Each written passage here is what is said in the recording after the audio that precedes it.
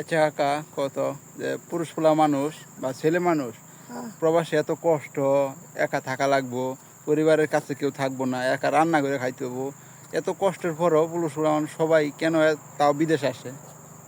পরিবারের সুখে লেগে হ্যাঁ, পুরুষ মানুষ জীবনে নিজের জন্য কাজ করে না, বুঝছো? ইয়া, আমি এক মাসে যে ইনকাম করি ইনশাল্লাহ 1 বছর বয়ে খাইতে পারি, বুঝা মানে? ঠিক পরিবারের এই আশা কারণের সুখের জন্যই। জন্য সবাই প্রবাসে আছে। পরিবার ভালো কিছু খাক, সুখে থাকুক, একটু সুখের জন্যই প্রবাস। সামনে ঈদ আসতেছে।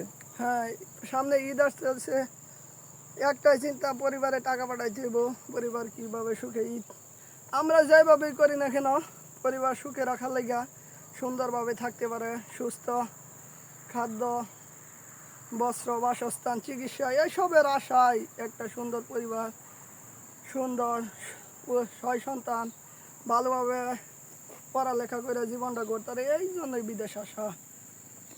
ইনশাল্লাহ। আসলে কাকার কাছে আমি যতটুকু আশা করছিলাম তার চেয়ে বেশি বলে আলাইছি। কারণ আসলেই একজন পুরুষ মানুষ এত কষ্ট করে প্রবাস আইসা, এটা বলার বাইরে।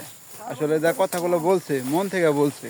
কারণ একটা ছেলেও নিজের স্বার্থের জন্য প্রবাসে আসে না, তারা প্রবাসে আসে পরিবারের স্বার্থে।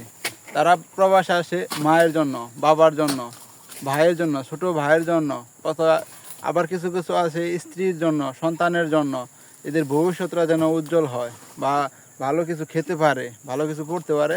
শুধু এই কারণটার জন্যই হাজারো ছেলে প্রবাস কাটিয়ে দিচ্ছে। তো যাই হোক, সবাই ভালো থাকবেন। আসসালামু আলাইকুম।